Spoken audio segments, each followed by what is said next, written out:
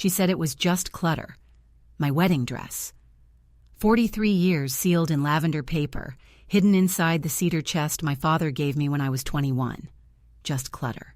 I can still hear her voice, the careless upward lift at the end, the way people talk when they think they are doing you a favor, when they think they know better about what should and shouldn't matter in your own life. My daughter Miriam had been staying with me for 3 months by then, moving in after her second divorce, though at first it was supposed to be just a few weeks while she figured things out.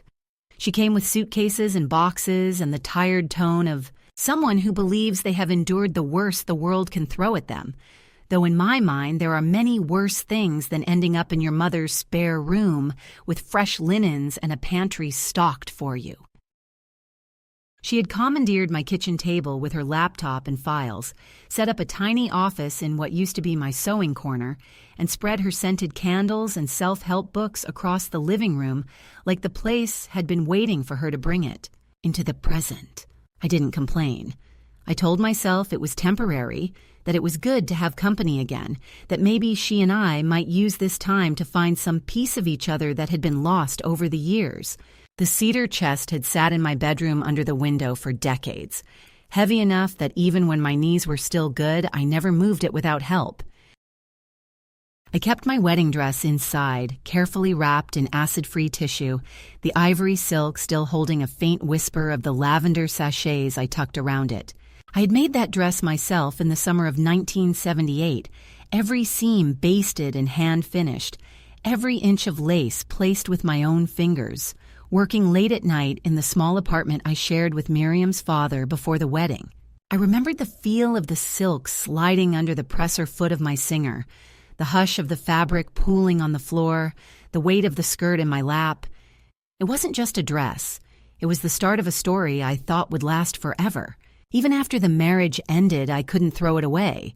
It was proof that I had once stood at the center of my own life, not at the edges of someone else's. That morning, I had gone to my quilting circle, a small ritual that still gave my week some structure. And when I came home, the chest was lighter. I didn't realize it right away. I put my keys on the counter, boiled water for tea, and went to open the chest for a piece of muslin I knew I had stored there. The top lifted easily, the tissue paper inside looked disturbed, the careful folds uneven. I dug through them with a growing sense of wrongness, the air catching in my throat. The dress wasn't there. In its place lay a small plastic packet of spring-scented drawer fresheners, the kind you buy at discount stores. They gave off a synthetic sweetness that made my eyes water, and for a long moment I just stared at them, willing myself to be mistaken. Miriam came in from the back porch, talking into her phone, one hand waving absently at me in a way that told me to wait until she finished her conversation. When she finally looked at me, I asked her where my wedding dress was. She blinked, her face smoothing into that expression she wears when she's about to make something sound reasonable. "Oh, that old thing. I got rid of it. It was taking up space, and it's not like you were ever going to wear it again." She took a sip from her glass of mineral water and shrugged, as though we were talking about a pair of worn-out slippers. I told her it wasn't hers to throw away. She laughed lightly, the way she does when she thinks I'm being dramatic. "It's just clutter, Mom. You have too much stuff. I'm helping you simplify." I didn't shout. I didn't even move for a moment. I just looked at her and wondered when she had started speaking to me like I was a child who couldn't be trusted to know what mattered. I asked her where she'd put it, whether she had at least donated it to someone who might have used it. She said she'd put it out with the trash that morning, that the truck had already been by, that it was gone. The word hung there between us. Gone. And I realized it wasn't just the dress she had taken. She had reached into my past and decided which parts of it were worth keeping. I went back into my bedroom, sat on the edge of my bed, and stared at the empty cedar chest. The lavender scent still lingered, stubborn and faint, and it made me think of the day I put the dress away after the divorce, folding it with deliberate care as if tucking my old life into a safe place until I could bear to look at it again. I thought of all the times I'd opened that chest over the years just to touch the fabric, the way it reminded me of a version of myself who had not yet been defined by loss, who had once believed in her own ability to make something beautiful from nothing. The absence of it now was like a missing tooth. My tongue kept going to the gap, disbelieving it could be empty. Miriam didn't knock before coming into the room. She stood in the doorway, arms crossed, and told me I was making too much of it. "It's just a thing, Mom. Things don't matter." People matter. But the truth, which she didn't see or wouldn't see, was that the dress was a part of the person I had been, and she had discarded it without asking, without even telling me until it was too late to save it. I wanted to tell her that sometimes things matter because they carry the memory of people who are gone, because they are a way of holding on to parts of ourselves that the years have worn thin. Instead, I said nothing. The rest of that day passed in a haze. I made tea, answered emails, folded laundry, all the while feeling the weight of the loss pressing down in a way that had nothing to do with fabric or storage space. It was a theft of something that could never be replaced, an erasure of a chapter in my life that had already been closed and locked away. In the evening, as I washed the dinner dishes, I caught Miriam watching me from the kitchen doorway. There was something in her eyes I couldn't quite read. Annoyance, impatience, maybe even guilt. But she said nothing. I dried my hands, put the kettle on again, and told myself that there was no point in trying to make her understand. She had made her choice. And though I didn't yet know it, I was beginning to make mine. The moment I realized this wasn't just a careless mistake, but a deliberate act of dismissal, my heart sank deeper than I had imagined possible. It wasn't only the absence of the wedding dress that hurt, it was the way it was taken from me, vanished without warning or respect, as though my past, my history, my identity were mere obstacles in the path of my daughter's reinvention of my home. That morning, after discovering the empty cedar chest, I sat quietly in the living room, turning the problem over in my mind, unwilling to confront Miriam just yet, hoping maybe there was some explanation, some misunderstanding that would restore the sense of balance between us. But the truth, cold and heavy, settled in like a stone, sinking to the bottom of a still pond where it would rest and ripple no more. Miriam's phone call earlier in the day had given me a hint of what was to come. I overheard her speaking in a clipped tone to someone I couldn't see, something about clearing out the excess, reducing stress, and setting new boundaries. She had mentioned me by name, though I wasn't part of the conversation, and the words felt like they had been cast to sweep me aside. When she came back inside, there was an unfamiliar tightness in her smile, a steeliness in her eyes that I hadn't seen before. She sat down at the table and said, "Mom, I'm trying to help you. This house, all these things, you don't need them. You don't need to be weighed down by the past. Sometimes the best way to move forward is to let go."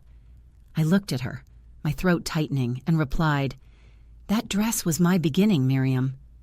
It was hope stitched in silk and lace. It mattered." She shrugged again, like I was a stubborn child clinging to toys long outgrown. "It's just fabric, Mom. It's not the person you are now." The finality in her voice made me realize that this wasn't just about the dress, or even about the house. It was about how she saw me, how she wanted the world to see me, as someone who no longer needed the memories and weight of the past, someone who could be reshaped and repurposed for convenience. Over the next few days, the tension between us thickened quietly, like fog rolling in from the harbor, smothering everything in its path. Miriam busied herself with reorganizing cupboards, labeling jars with dates and neat handwriting, clearing out drawers that had held my sewing kits and photographs, replacing them with exercise bands and vegan cookbooks. I watched from the edges of the kitchen, feeling less like a mother and more like a guest in a house that was still mine, but no longer felt like home. When I tried to resist or protest, Miriam would smile in that way that didn't invite argument. "You're tired, Mom. You need rest, not clutter." She spoke as if she had the authority of a doctor delivering a diagnosis or a judge delivering a sentence, and I had neither the energy nor the will to fight a battle I wasn't sure I could win. One evening, Miriam brought home a large plastic bin filled with photos and memorabilia she had rescued from the attic. She said she was making space for new memories, but as she dumped the contents on the dining table, I saw the careful omission of anything that connected me to my own youth or to Miriam's father. Old black and white portraits of my parents, snapshots of birthdays and Christmases long past, my own faded school photos, all left behind. Miriam sifted through the pile and tossed out anything that didn't fit her neat idea of the present, the future. I reached out to touch a yellowed photograph of Miriam as a child, sitting on my lap in a spring dress I had sewn myself. She snatched it away, her eyes sharp. "It's time to let go, Mom." That night, I lay awake in the guest room, the quiet only broken by the rhythmic ticking of the clock on the wall and the distant hum of the city. I thought about the years we had shared, the sacrifices I had made, the invisible labor that had gone unnoticed, the love I had given without expectation. I thought about how a person's worth can be so easily erased, not with shouts or blows, but with silence and disregard. I realized that Miriam wasn't just clearing out my things, she was clearing out my story, rewriting the narrative to exclude me. The thought settled over me like a cold wind through an open window. I wasn't sure yet how I would respond, but I knew one thing. I would no longer be invisible in my own life. A few days later, I found myself standing in front of the cedar chest again. This time, I reached inside the empty space where the dress had been and pulled out a small, folded photograph I had hidden behind the tissue paper. It was a picture of me on my wedding day, smiling widely, wearing that dress with a confidence and hope that seemed distant now. I held the photo in my hands for a long time, tracing the lines of my face, the delicate lace on my sleeve. I whispered to myself, "I am still here." That night, I gathered Miriam's 3 dusty bridesmaid dresses from the back of my closet. They hung limp and faded, relics of celebrations long past, each one a memory of a time when I had been present for her, when I had believed in the strength of family. My hands trembled only slightly as I folded the dresses carefully and placed them on my bed. The fire pit in the backyard was old and unused for years. I cleaned it out slowly over the next afternoon, removing ash and debris until the base was bare. When Miriam left for a weekend trip, I carried the dresses outside, one by one, and laid them gently on the coals. The flames caught the edges hesitantly at first, as if reluctant to consume what was once so full of life and meaning. The fabric curled and twisted. The scent of burning silk and cotton filled the air, a bitter, sharp aroma that clawed at my chest. I watched as the flames danced and swallowed the dresses, feeling a strange release as the past I had carried was transformed into smoke and ash. I didn't say a word.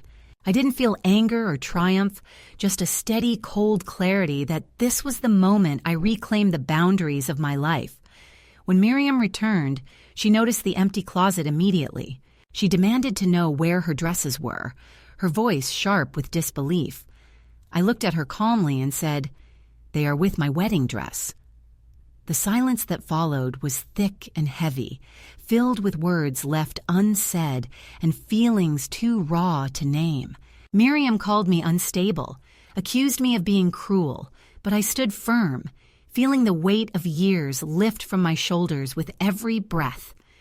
That night, for the first time in a long time, I locked my bedroom door. It was not an act of defiance or anger, but of protection, a way to hold space for myself, for the woman I was becoming. The days that followed were quiet but filled with a new kind of strength. I began to reassemble my home in a way that honored my memories rather than erased them. I placed my old teacups back on the shelves, hung the photographs I loved, and reopened the landline that Miriam had unplugged without asking. I wrote a letter to a friend I had lost touch with decades ago and signed up to teach a sewing class at the community center. Each small act was a stitch in the new quilt I was piecing together, a tapestry of resilience and self-respect that no one could unravel. And as I sat by the window, patching fabric from old curtains, I whispered to the empty room, "You don't erase history. You stitch it into something new." After the dresses were gone and the sharp clarity of that weekend's fire had settled into my bones, the house felt different. Not emptier, as I had feared, but strangely unfamiliar. Miriam's presence no longer felt temporary or guest-like. It was as if she was reshaping the very air I breathed, compressing the space around me until I could barely move. What began as small, helpful gestures soon morphed into a steady erosion of my routines, habits, and the sacred corners I had carved out over decades. It wasn't overt hostility. No shouting matches or harsh words filled the rooms. Instead, it was the quiet control that grows like ivy, creeping slowly but surely until it covers every wall, every window, blurring the light and trapping you in shadow. Mornings became a time I dreaded, not because I feared conflict, but because I woke with a sense of dislocation, as if the person I had been was already fading into the wallpaper. Miriam, in her perpetual rush to improve everything, had taken over the kitchen with new appliances that blinked and beeped in unfamiliar rhythms. She replaced my loose-leaf teas with pods for a machine I never learned to use, and swapped my delicate china for plain white mugs that felt cold and impersonal in my hands. I caught myself reaching for my favorite teacup, the one painted with blue forget-me-nots, only to see it tucked behind a stack of plastic containers. It was still there, but hidden, as though it had become an embarrassment rather than a treasure. She often commented on my old-fashioned ways, the gentle but relentless undertone that I was out of step with the world. When I brewed coffee the old way, ground beans, filtered water, the slow, mindful ritual of it, she would frown and say, "Why bother? This is faster and better." I tried to explain that it wasn't just about efficiency, it was about the pause, the moment of calm in a busy day, the connection to myself. She'd smile with that dismissive tilt of her head. "You're stuck in the past, Mom. It's time to move on." Her words weren't meant to hurt, but they did, slicing away at my confidence with the precision of a surgeon's scalpel. Even the landline, once a lifeline to friends and neighbors, was not spared. One afternoon, I returned from the grocery store to find the handset cradled on the counter, the cord cut and dangling like a broken thread. Miriam claimed it had been just an old nuisance, that no one used it anymore, but the gesture felt like a symbol, an erasure not only of communication but of my place in a community I had nurtured for years. The silence it left behind was deafening, an empty room where voices once gathered. I found myself retreating to the quiet corners of the house, clutching onto the few things Miriam hadn't noticed or chosen to leave untouched. My sewing basket, the worn edges of my favorite armchair, the stacks of paperbacks on my bedside table. These relics were the last anchors in a shifting world that seemed determined to dissolve the person I was. Even my calendar, once filled with carefully marked appointments, birthdays, and notes in my neat handwriting, was replaced with Miriam's digital planner synced to her phone. A cold, sterile schedule that left no room for the small joys of spontaneity or reflection. The subtle invasions escalated further when Miriam began inviting her friends over, filling the house with unfamiliar faces and loud conversations that spilled late into the night. Their laughter, sharp and clipped, echoed off walls that once held only memories and soft silences. I found myself shrinking into the background, my presence overlooked, my stories untold. Once, when I asked if I might join the conversation, I was met with polite smiles and quick subject changes, as if my voice were an interruption in their carefully curated gathering. The most painful moments were not the grand gestures, but the little erasures that accumulated like dust on old photographs. Miriam removed a framed picture of my late husband from the mantel, placing it face down in a drawer, saying it reminded her of sadness. She rearranged the bookshelves to hide volumes I treasured, replacing them with glossy magazines and cookbooks. For modern tastes, the house was becoming a gallery of her life, painted over the canvas of mine. One afternoon, as I sat in the garden tending to the rose bushes my husband had planted, Miriam came outside with her phone, snapping photos of the messy flower beds she said needed pruning. I watched as she spoke animatedly to someone on the phone, describing plans to hire a landscaper, dismissing my years of careful tending as amateurish and unnecessary. The garden, once my sanctuary, was now a project for renovation, something to be fixed rather than cherished. Yet beneath all this, I felt a quiet resistance growing. It was not loud or confrontational. It was a slow, steady reclaiming of the self I feared I was losing. I began to write again, filling notebooks with memories and reflections, sewing small quilts from scraps of fabric that Miriam had discarded. Each stitch was a whisper, a reminder to myself that my story was still mine to tell. One evening, Miriam suggested we sell some of my old furniture, claiming it would help declutter and make the space feel lighter. She didn't wait for my answer, making calls and arranging for a removal service while I was at a doctor's appointment. When I came home, the armchair where I had spent countless hours reading was gone, replaced by a sleek, minimalist piece that looked stylish but cold. I sat in it once and felt a pang of loss so sharp I nearly cried. The growing distance between us was never spoken aloud. There were no harsh words, no accusations, only a series of small betrayals wrapped in concern and help. Miriam was trying to build a new life, and in her mind, that meant leaving behind the old one, even if that meant leaving me behind as well. In those months, I learned the weight of invisibility, the quiet erosion of identity that happens when the people you love stop seeing you as you are. I felt the sting of exclusion not as a sudden wound, but as a persistent ache, a slow tightening around my spirit. Yet, even as I felt myself shrinking, a part of me began to grow stronger, a part that knew this was not the end but a beginning. I started to keep small journals hidden away, fragments of my thoughts and hopes written in the margins of old notebooks.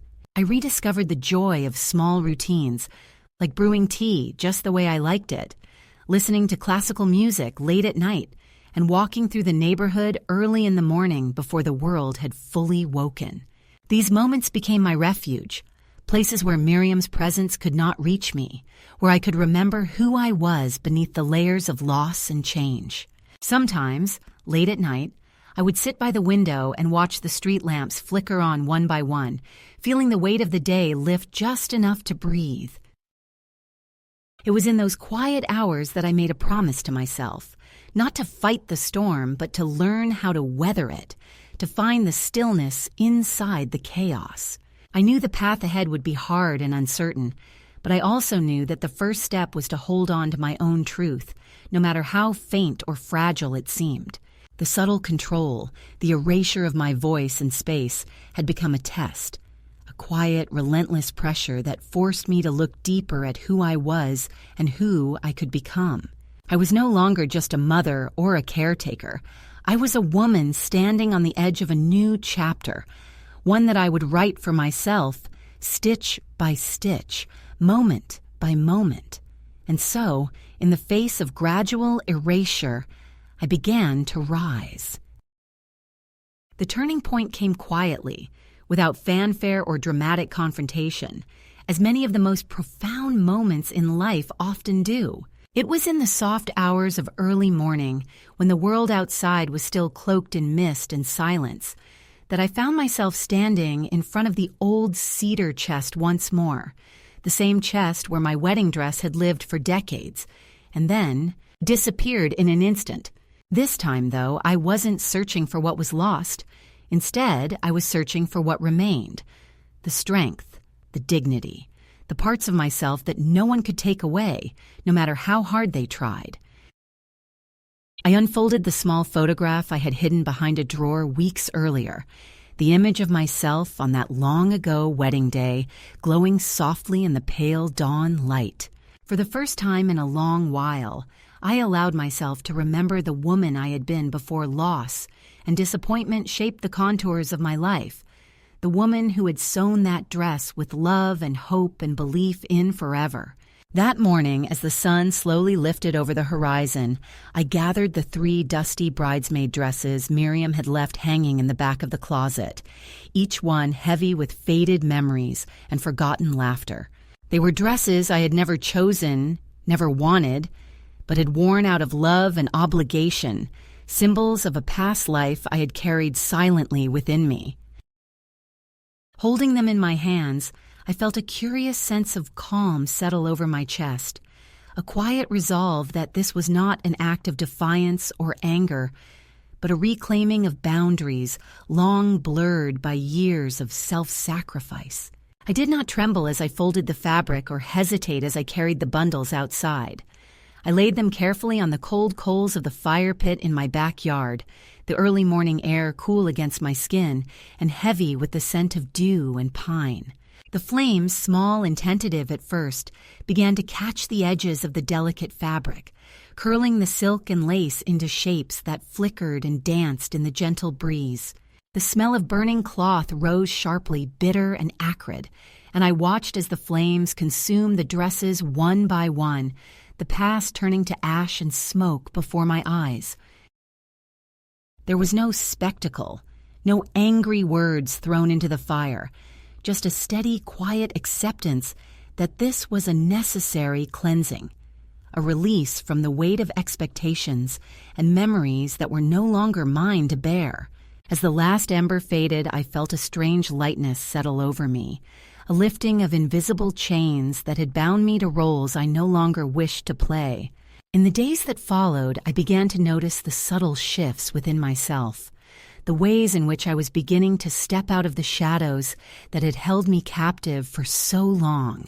I started sewing again, not out of duty, but out of joy, piecing together scraps of fabric into small quilts that felt like declarations of my presence and resilience. Each stitch was a whisper of self-love, a quiet affirmation that I was worthy of care and attention. I reached out to old friends I had lost touch with, writing letters that carried pieces of my newfound voice and clarity. These simple acts, humble and unremarked upon, became the foundation of a new life taking shape beneath the surface of the everyday.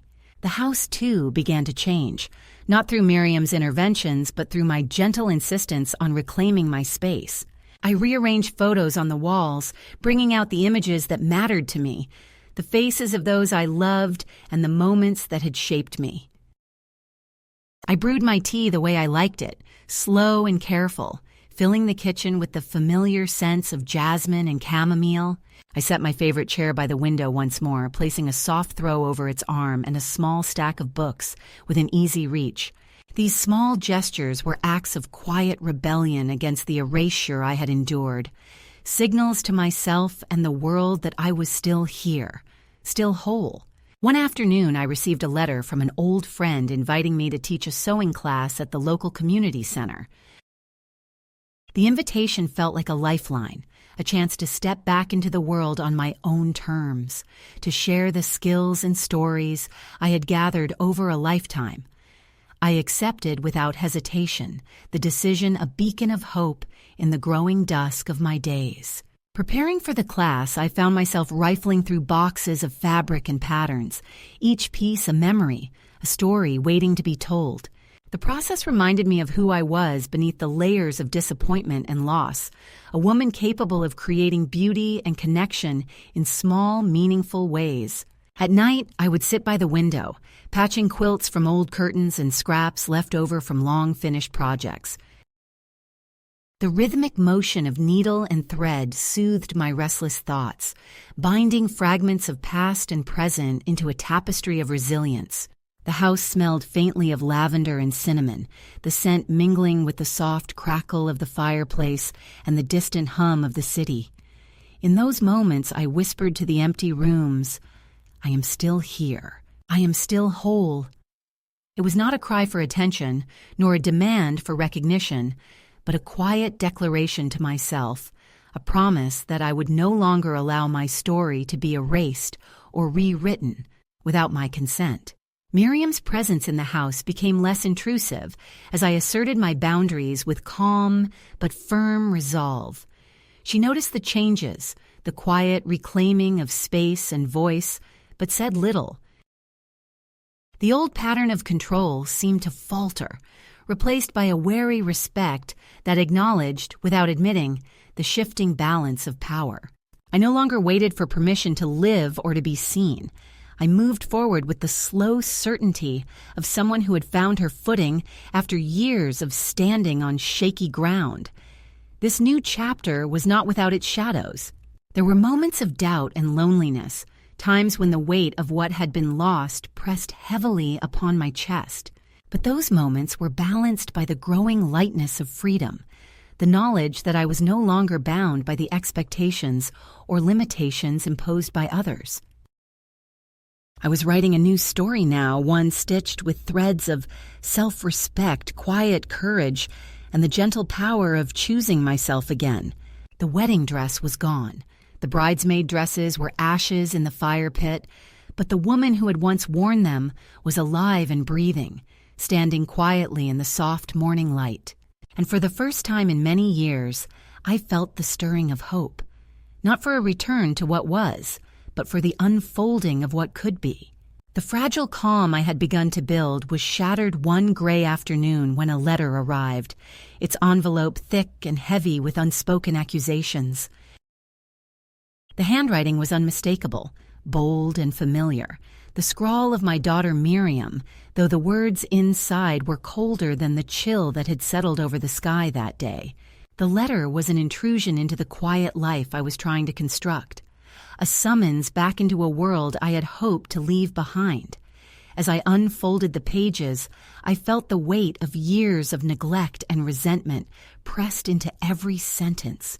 Miriam wrote of worry and frustration, but beneath the surface lay veiled threats and demands that I return to the role she had long assigned me, the obedient mother, the quiet keeper of the past. Her words accused me of being selfish, of abandoning the family at a time when we needed each other most.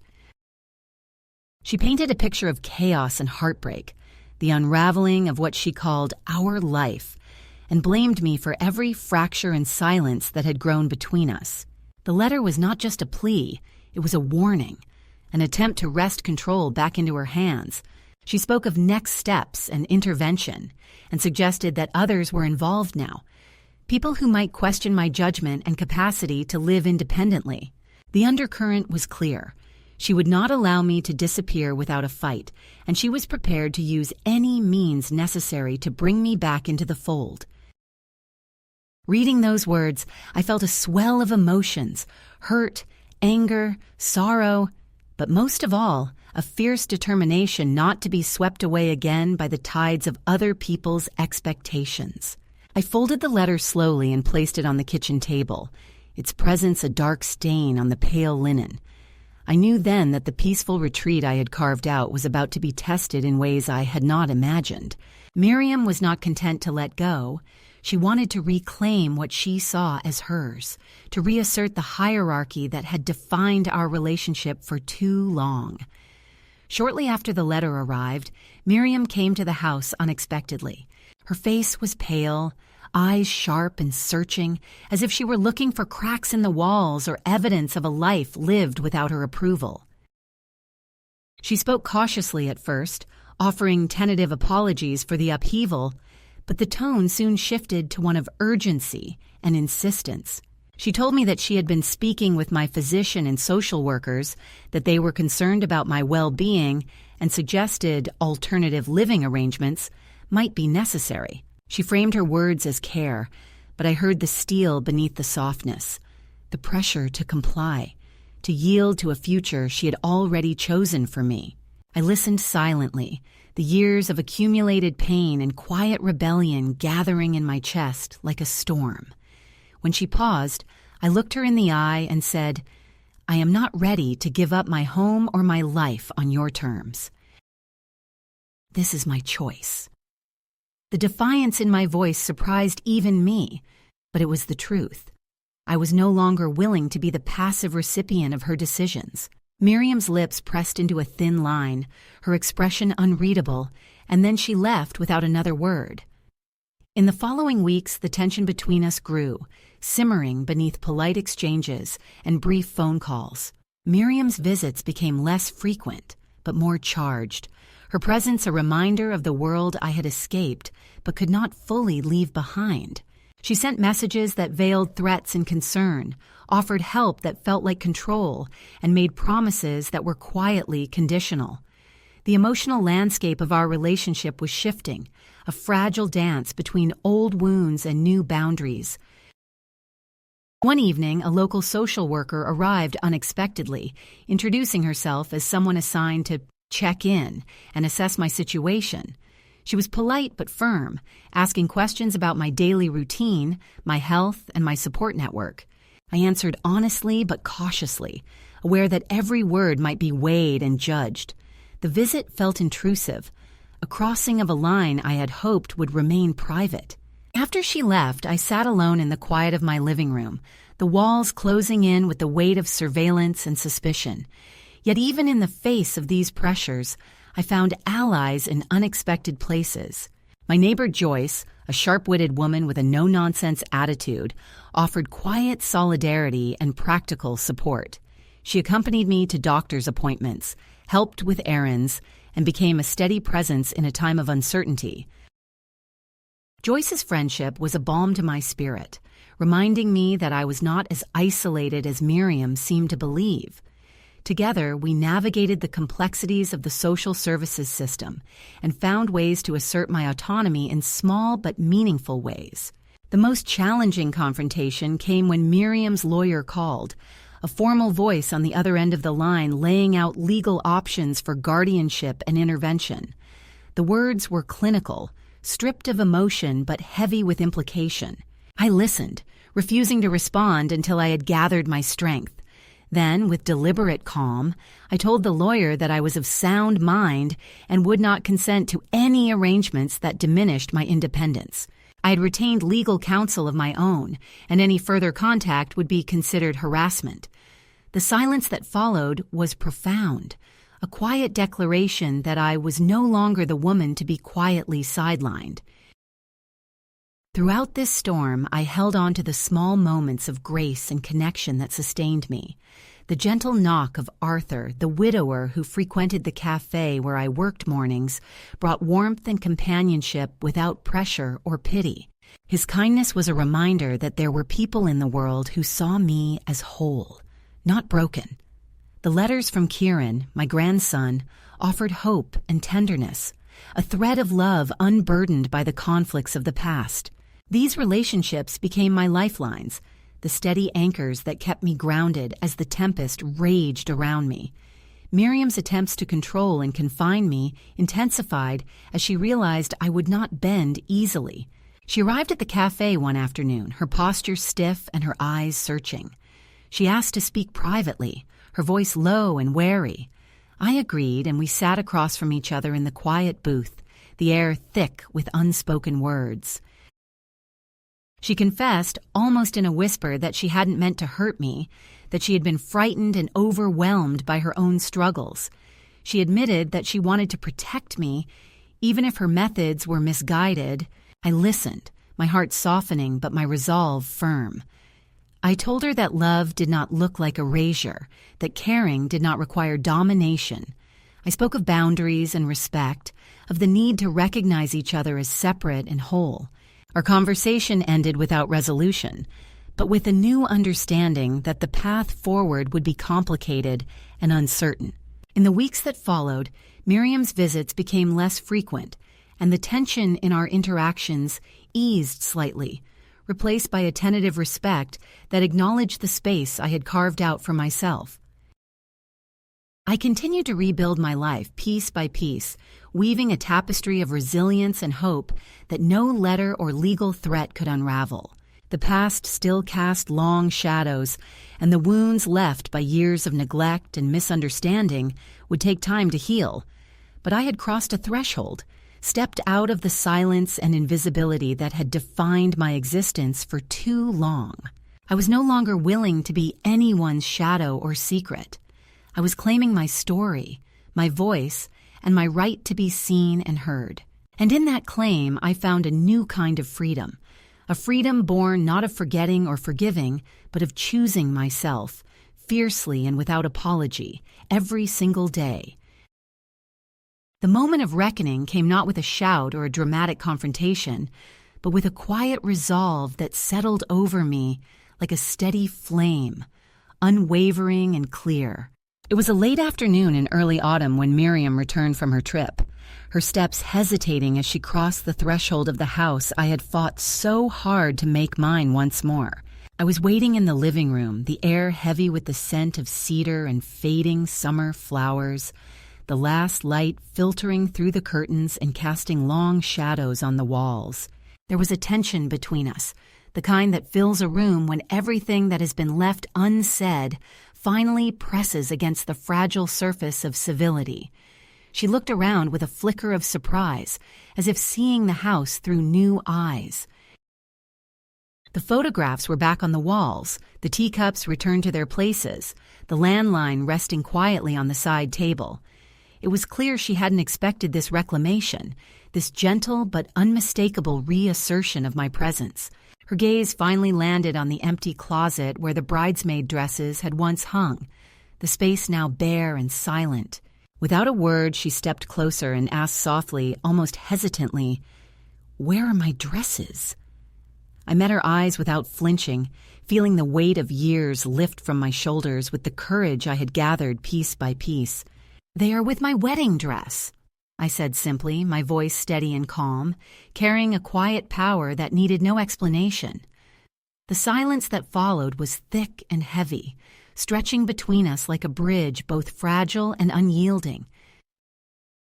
Miriam's face flickered through 1,000 emotions, shock, anger, disbelief, but she said nothing. Instead, she turned away abruptly, her footsteps echoing down the hallway as she retreated into the guest room she had claimed as her own. For a moment I sat there alone, the stillness settling around me like a shroud, and I felt a deep sense of peace wash over my heart. This was not a victory born of revenge or spite. It was a reclaiming of dignity, a boundary drawn firmly and without apology. The past could no longer be manipulated or discarded by others. I was the keeper of my story now, and it would be told on my terms. That night, as the house grew quiet and the shadows deepened, I locked the bedroom door for the first time since Miriam had moved in. The act was not one of defiance, but of protection, a sanctuary where I could gather my strength and heal the fractures that years of neglect had carved into my soul.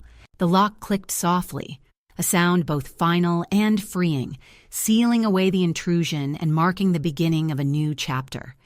In the days that followed, Miriam's presence in the house became tentative, less assured. She sent messages asking if I was all right, invitations to talk that I declined with polite firmness. The lawyer's letters continued to arrive, formal and cold, but I responded with clear, measured words that left no room for misinterpretation. I was of sound mind, living safely and not under duress. Any further attempts to intervene without my consent would be considered harassment. The power dynamic had shifted, and I was no longer willing to be sidelined or silenced. The community around me noticed the change, too. At the cafe where I worked mornings, Heather smiled knowingly and saved me a crossword puzzle page from the newspaper, a small gesture of inclusion and respect. Arthur, the widower who had become a steady companion, brought me a hand-painted magnet shaped like a birdhouse, a symbol of home and belonging. These simple acts reminded me that I was not alone, and that new connections could be forged even in the aftermath of loss. One afternoon, Miriam appeared again, this time at the cafe, standing awkwardly by the pastry display. Her coat was too fine for the drizzle, her expression unreadable. I did not approach her. Instead, I finished my shift and let her wait. When she finally spoke, her voice was low and hesitant, asking if we could talk privately. I nodded and led her to the back booth, the air thick with unspoken memories and tentative hopes. She admitted that she hadn't meant to hurt me, that she had been frightened and overwhelmed by her own struggles. She confessed that her attempts to control had come from a place of fear, a misguided effort to protect both of us. I listened, my heart softening but my resolve unbroken. I told her that love was not control and care was not erasure. We spoke of boundaries and respect, of the need to see each other as whole and separate beings. Though the conversation ended without resolution, it opened a door to a new understanding, fragile but real. In the quiet moments that followed, I continued to rebuild my life, stitch by stitch, moment by moment. I wrote letters to friends, reconnected with old allies, and embraced the small joys of a life lived on my own terms. The ashes of the past, including the dresses and the silence memories, were transformed into the foundation of something new, stronger, wiser, and wholly mine. And as I sat by the window one evening, the soft glow of the setting sun bathing the room in amber light, I whispered to the empty house, to myself, and to the future yet to come. I am not undone. I am not forgotten. I am here. I am whole. The days that followed the confrontation brought with them a quietness that felt both fragile and profound, like the stillness after a storm has passed and the world holds its breath before the first new leaf unfurls. I found myself settling into a rhythm that was unfamiliar but deeply nourishing, a rhythm of small, deliberate choices made in the soft light of morning and the hush of evening. The house, once a battleground of control and silence, began to feel like a sanctuary once more, filled not with conflict, but with possibility. I returned to old habits that had been long dormant, brewing tea just the way I liked it, tending the garden my husband had planted years ago, and carefully arranging the photographs that told the story of a life lived fully, not just endured. One afternoon I received a letter from Kieran, my grandson, the one thread of connection that had never frayed. His handwriting was large and deliberate, the words simple but full of warmth and hope. He wrote that he was coming to visit, that he wanted to talk without the weight of the past pressing down on us. I read his letter by the kitchen window, the sunlight catching the edges of the paper and filling the room with a golden glow.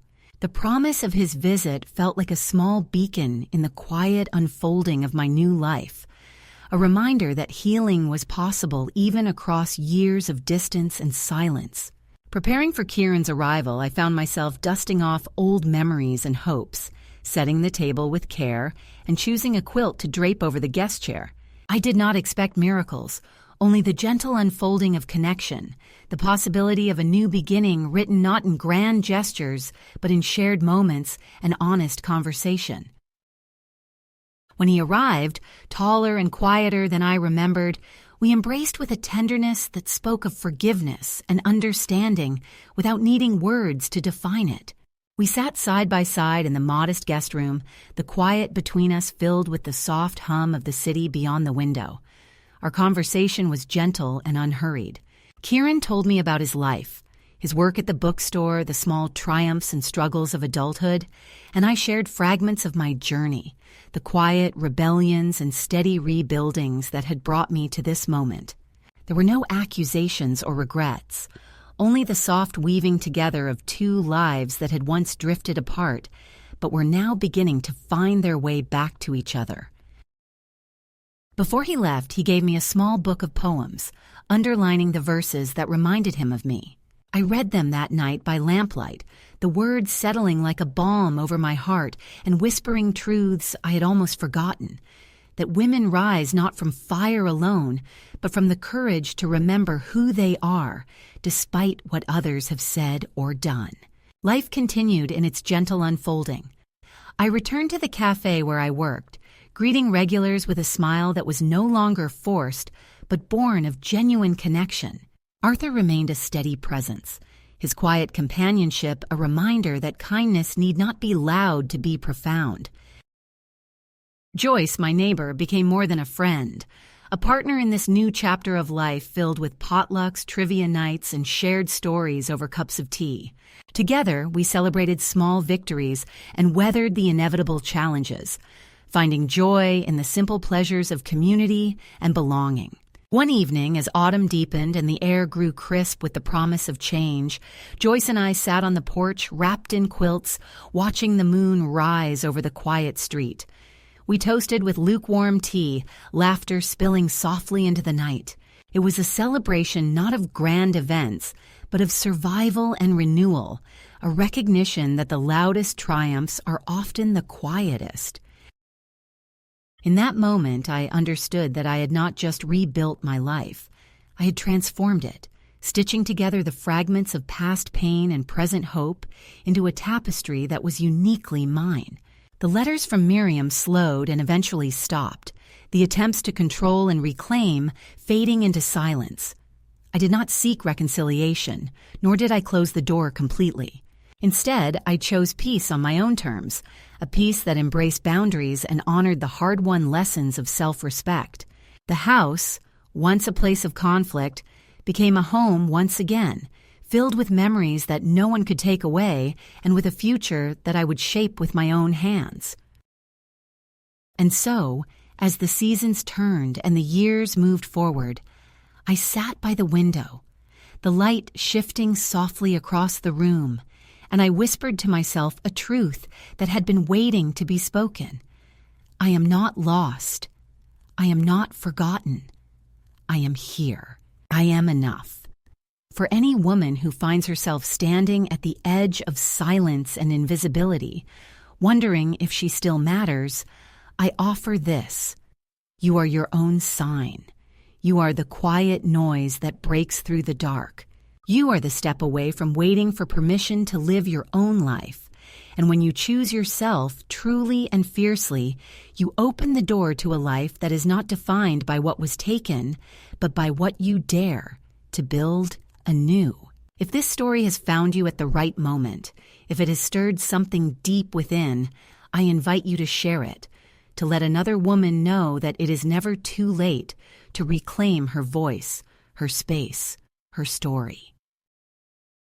Because in the end, the greatest act of courage is simply to choose yourself again and again, no matter how many times you have been told you should not.